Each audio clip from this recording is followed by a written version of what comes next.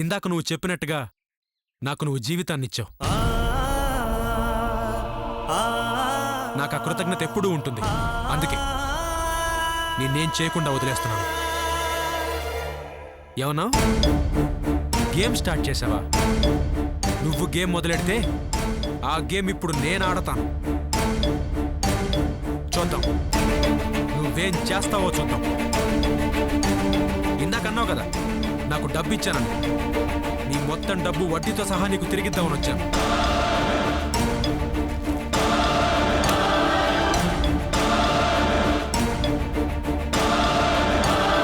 ఇదిగో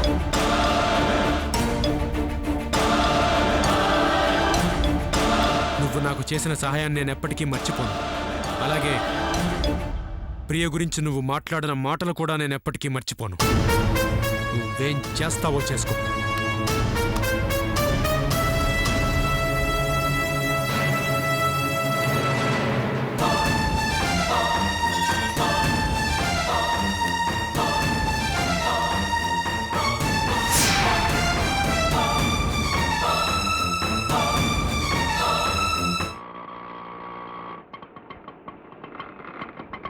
auto auto ఇక్కడ ఆపు. అమ్మా జాగ్రత్తగా దిగు. నెమ్మదిగా నెమ్మదిగా. జాగ్రత్త అమ్మా. ఎంతన్నా? 50 రూపాయలు. అమ్మా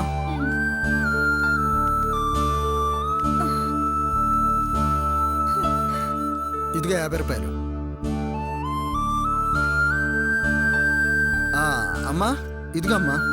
జాగ్రత్త జాగ్రత్త అమ్మా. నెమ్మదిగా అమ్మా. నొప్పిగా ఉందిరా. అందుకే కదమ్మా డాక్టర్ దగ్గరకు వచ్చింది. ఒక్క అడుగు కూడా వేయలేకపోతున్నానురా. ఏదో పనికి వెళ్ళిన దగ్గర కాలికి దెబ్బ తగిలిందని పసుపు రాసాం. ఇప్పుడు నొప్పి అడుగు వేయలేను అంటున్నావు. అయినా హాస్పిటల్కి వచ్చాం కదమ్మా. పద. ఒరే మెల్లగా తీసుకెళ్ళరా. అమ్మా నువ్వు మెల్లిగా నడిచేసరికి డాక్టర్ వెళ్ళిపోతారే. పద త్వరగా పద. అమ్మో నేను నడవలేకపోతున్నానురా. ఈ చిన్న దారికి స్ట్రెచ్చర్ తీసుకురమ్మంటావా? బాగోదమ్మా. పద. బాగా నొప్పిగా ఉందిరా. అమ్మా కొంచెం వచ్చుకో అమ్మా. వచ్చేసాంగా. భాగ్యానికి ఏమైందబ్బా? కుంటుతూ వెళుతోంది.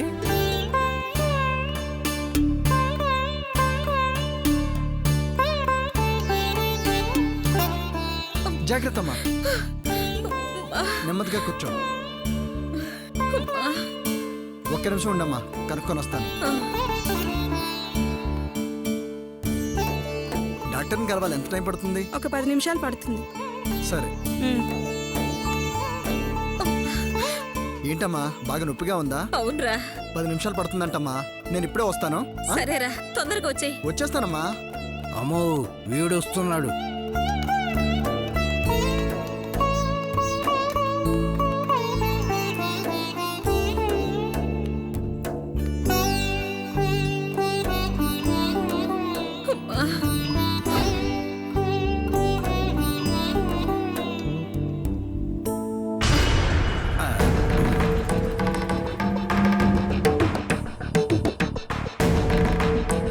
ఏమయ్యా నా కోసం వచ్చావా? అమ్మో వస్తుంది. మనం అక్కడ ఉండకూడదు. ఏమయ్యా ఆగమయ్యా. ఏమయ్యా నన్ను చూడటానికి హాస్పిటల్కి వచ్చావా? నువ్వు ఆ రోజు ఇంట్లో నుంచి వెళ్ళిపోయిన తర్వాత నీ కోసం వెతకని చోటు లేదయ్యా. ఇప్పుడు నువ్వు నన్ను చూడటానికి హాస్పిటల్కి రావడం నాకెంతో ఆనందంగా ఉందయ్యా. వాసు ఏమో ఉద్యోగం కోసం ఎక్కడికి వెళ్ళి ప్రయత్నం చేసినా మాధవరావు అల్లుడని తెలియగానే వాడికెవ్వరూ పని ఇవ్వడం లేదు. అందుకే ఏదో ఒక పని చేద్దామని నేనే కూలి పనికి వెళ్ళాను. అక్కడ ఇటుకలు కాలు మీద పడ్డాయి. కాలికి బాగా దెబ్బ తగిలిందయ్యా.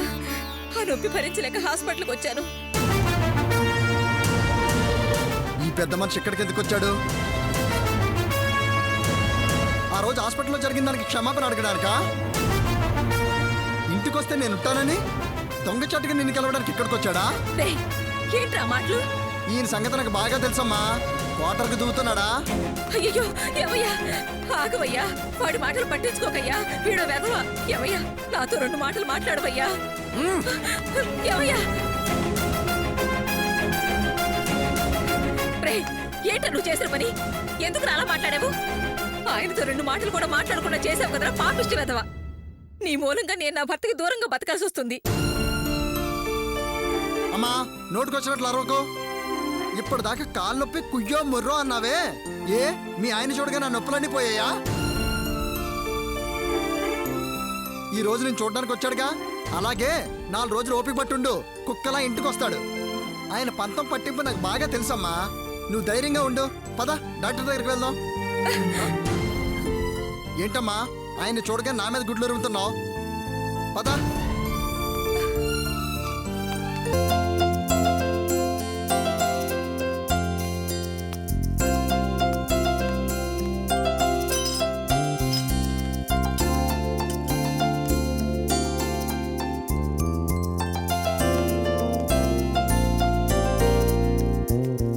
అర్చన, ఏమండి, మధ్యాహ్నం భోజనం తీసుకురమ్మని మీరు భానుకి ఫోన్ చేసినప్పుడు నాకేం అర్థం కాలేదు. ఏమైంది? చెప్తాను అర్చన. ఎండలు పడొచ్చు, అది టివ్వు. రా, ఏమండి ఏమైందండి? కూర్చో అర్చన, ముందు నువ్వు కూర్చో.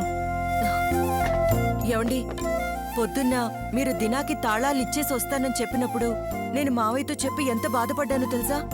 అసలు ఇంతకీ ఏం జరిగింది? మీరు దినాకి తాళాలిస్తే అతను తిరిగిచ్చేశాడా? నాకేమి ఇవ్వాలో అదే ఇచ్చేసాను. ఆ, మరి మీరు తాళాలిచ్చేస్తే మళ్ళీ షెడ్డుకొచ్చి ఎలా పని చేయగలుగుతున్నారు? అర్చన, నేను దినాకిచ్చింది తాళాలు కాదు, అతను నాకిచ్చిన డబ్బుని వడ్డీతో సహా తిరిగిచ్చేశాను. ఏంటి, వడ్డీతో సహా కలిపిచ్చేశారా? ఉమ్, దాదాపు 10 లక్షలుంటుంది కదా.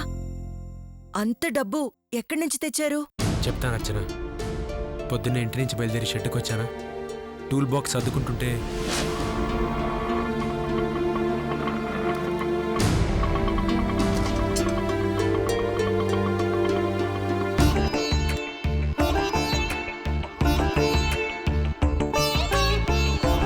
ప్రమిళ,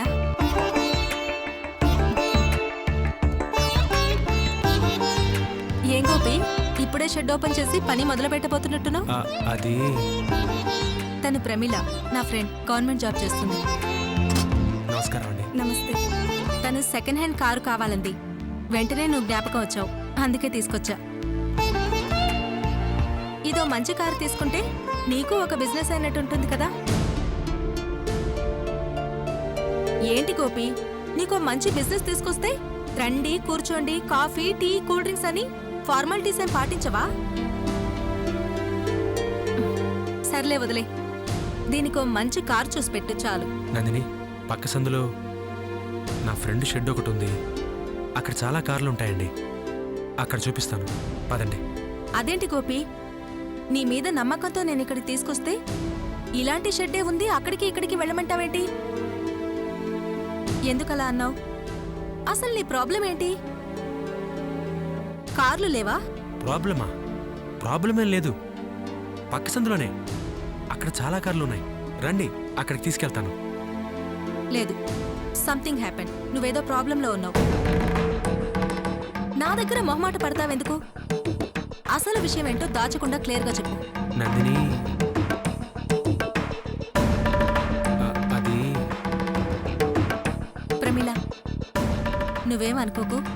ముందు నువ్వు ఇంటికి వెళ్ళు, తర్వాత నేను వచ్చి కలుస్తాను. నీకొక మంచి కార్ కొనిచ్చే బాధ్యత నాది. Okay? Okay, bye, see you. Bye. వస్తానండి. ఆ,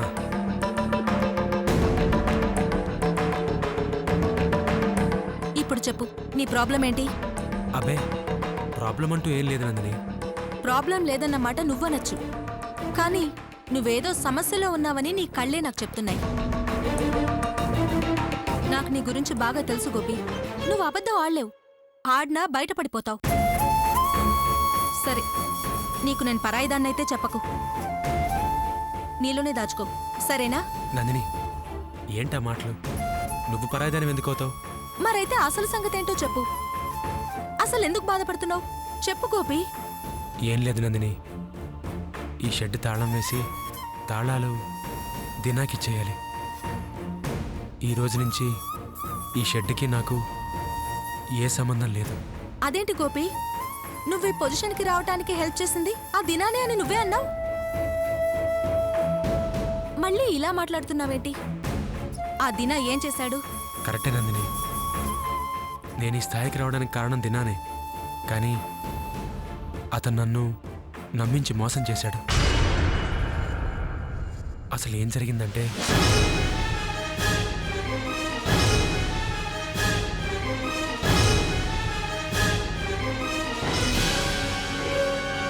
అర్చన, ఇప్పుడు వెంటనే వెళ్ళి షెడ్ తాళాలు దినాకిచ్చేస్తాను. అది జరిగింది. అంత జరిగిందా? గోపి, నువ్వు కరెక్ట్గా ఆలోచించి మంచి నిర్ణయం తీసుకున్నావు. కష్టాలు భరించడానికి సిద్ధపడి నిస్వార్థంతో నువ్వు తీసుకున్న డెసిషన్ని నేను అప్రిషియేట్ చేస్తున్నాను. కానీ అతనికి నువ్వు కీస్ అప్పచెప్పాల్సిన అవసరం లేదు. అతనిచ్చిన డబ్బు వడ్డీతో సహా తిరిగిచ్చేస్తే సరిపోతుంది కదా. నందిని, ఏం మాట్లాడుతున్నావు? అతనిచ్చిన డబ్బుని వడ్డీతో సహా తిరిగి ఇవ్వాలంటే దాదాపుగా 10 లక్షలు అవసరం నందిని. అంత డబ్బు ఇప్పుడు నేనున్న పరిస్థితుల్లో ఇవ్వలేను. గోపి, నేనుండగా నువ్వు ఆ డబ్బు గురించి వరి అవ్వకు. నేను ఆ అమౌంట్ అరేంజ్ చేస్తాను. ప్రాబ్లం క్లియర్ అవుతుంది, సరేనా? నందిని, వద్దు నందిని. ఇప్పటికీ నువ్వు మీ నాన్నగారు నాకు చాలా సహాయం చేశారు. నువ్వైతే రాణి పెళ్లికి మీ అత్తవారు నగలిచ్చావు. ఆ నగలకి నేను ఇప్పటిదాకా వడ్డీ కూడా కట్టలేదు. వద్దు నందిని, నాకు నువ్వింకేం సహాయం చేయొద్దు. గోపి, నువ్విలా మాట్లాడితేనే నా మనసుకి కష్టంగా ఉంటుంది. నేను మనస్ఫూర్తిగా సహాయం చేసేది నీ ఒక్కడికే. ఎందుకంటే నీ అవసరంలో నిజాయితీ ఉంటుంది, నీలో మంచితనం ఉంది. స్వార్థం అంటే తెలియని మనిషివి నువ్వు. గోపి, నువ్విక్కడే వెయిట్ చెయ్యి. 1 గంటలోపు నేను నీకు 10 లక్షలు అరేంజ్ చేస్తాను. నందిని, నా మాట విను. వద్దు. ఇంక నువ్వు నాకేం చెప్పకు. 1 గంట తర్వాత ఈ షెడ్ నీదవుతుంది, ఓకే? అది కాదు నందిని, నందిని నా మాట విను. అదర్చన జరిగింది. నందిని వచ్చి గంటలో డబ్బిచ్చేసింది. ఇక్కడి నుంచి ఈ షెడ్ మన సొంతం. ఆ ఆనందంలోనే నేను మధ్యాహ్నం షెడ్కి భోజనం తీసుకురమ్మని చెప్పాను. అర్చన, ఏంటి ఆలోచిస్తున్నావు? నందిని గురించే ఆలోచిస్తున్నాను. నందిని గురించా? ఏం ఆలోచిస్తున్నావు? నందిని వాళ్ళ నాన్నగారు మీరు మొదటిసారి షెడ్ పెట్టినప్పుడు మీకు సహాయం చేశారు. రాణి పెళ్లి విషయంలో ఆయనకి మనకి గొడవ జరిగింది. దినా మీకు సాయం చేశాడు. ప్రియ మూలంగా దినకి మీకు గొడవ జరిగింది. ఇప్పుడు నందిని మీకు పెద్ద సాయం చేసింది. నందినికి మనకి ఏదైనా గొడవ వస్తుందేమోనని భయంగా ఉందండి. అర్చన, నువ్వు అలాంటి ఆలోచనలు పెట్టుకోకు. నందిని నాకు చిన్నప్పటి నుంచి ఫ్రెండ్. మా ఇద్దరి మధ్య ఎప్పుడూ గొడవలు రావు. అవును, మీరు దినాకి డబ్బులు ఇవ్వడానికి వెళ్లారు కదా, దినా ఏమైనా అన్నాడా? మీతో ఏమైనా గొడవ పడ్డాడా? దినా వాళ్ళ అమ్మ నోటికొచ్చినట్టు మాట్లాడారు. అన్నారని మాట్లాడినారు. ఏంటి, నోటికొచ్చినట్టు మాట్లాడారా? ఏమన్నారు? అర్చన, అది నాకు ప్రియకి అక్రమ సంబంధం ఉందంట. అందుకే నేను ప్రియని పెళ్లి చేసుకొని ఇవ్వట్లేదని ఏదేదో నోటుకొచ్చినట్టు వాగారు. ఇంకా విషయం వదిలేసి. చచ్చా, అంత మాట అన్నారా? వాళ్ళసలు బాగుపడరండి, నాశనం అయిపోతారు. అర్చన, ఊరుకో అర్చన. ఎందుకు పాపం వాళ్ళకి శాపనార్థాలు పెడతావు? అర్చన, రోడ్డు మీద మెకానిక్ పని చేసుకుంటూ రోజు 50 or 100 సంపాదించేవాడిని. అలాంటి నన్ను దినా ఈ స్థాయికి తీసుకొచ్చాడు. ఆ కృతజ్ఞత అడ్డొచ్చి నేను సైలెంట్గా ఉండిపోయాను. అందుకే నేను వాళ్ళేమీ అనలేదు. ఛీ, ఆ డబ్బుని వాళ్ళ మొహన విసిరేసి రాలేకపోయారా? అలా చేస్తే నాకు వాళ్ళకి తేడా ఏముంటుంది అర్చన? సర్లేండి, ఎలాగైతేనే ఈ షెడ్డు మన సొంతమైపోయింది. నందిని మనకి పెద్ద సాయం చేసింది. ఆ సహాయాన్ని మనం జీవితాంతం మర్చిపోకూడదు. ఆమె అడగక ముందే ఆమె ఇచ్చిన డబ్బుని మనం ఎలాగైనా తిరిగి ఇవ్వాలండి. ఏమంటారు? అవును అర్చన, నువ్వు చెప్పేది కరెక్ట్. వీలైనంత తొందరగా ఆ డబ్బు నందినికి తిరిగి ఇచ్చేద్దాం, సరేనా? సరే, మీరు కాళ్ళు చేతులు కడుక్కురండి.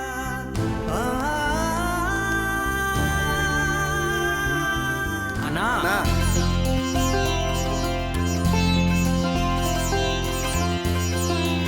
అన్నా అన్నా ఎరా భాస్కర్, బాగున్నావా? బాగున్నారా? బాగున్నారా? బాగున్నారా? భాష, పనికెళ్ళలేదా? ఇక్కడికి వచ్చావు? లేదన్నా, ఏ? దినా విషయం నీకు చెప్పానని ఆ లాయర్ నన్ను పనిలోంచి తీసేశాడు. ఎరా, నా కోసం పని పోగొట్టుకున్నావా? పోతే పోయిందిలే అన్నా, నువ్వు షెడ్ ఓపెన్ చేసావు కదా, అందుకే ఇక నుండి ఇద్దరం ఇక్కడే పని చేయాలనుకుంటున్నాం. అవునన్నా, ఇక్కడే పని చేయాలనుకుంటున్నావన్నా. చేయమంటావన్నా? భలే వాళ్ళరా, మీరు నాతో పనిచేస్తానంటే అంతకంటే నాకు కావాల్సింది ఉంది చెప్పు. తప్పకుండా నాతో పనిచేద్దరు కానీ, సరేనా? అర్చన, అందరికీ అన్నం వడ్డించు.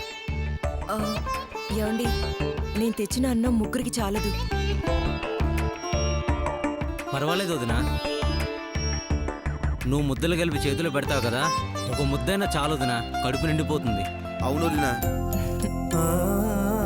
అలాగే. సర్లే, పదండ్రా. అర్చన, అన్నం పెట్టు. సరే, కాళ్ళు చేతులు కడుక్కురండి.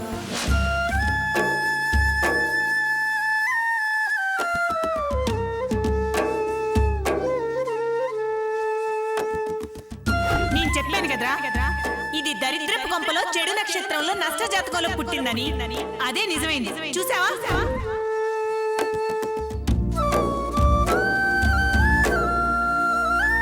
నిన్ను చూస్తే మాకు అన్నట్లు నిజంగా దరిద్రపు దానిలోనే కనిపిస్తున్నావు.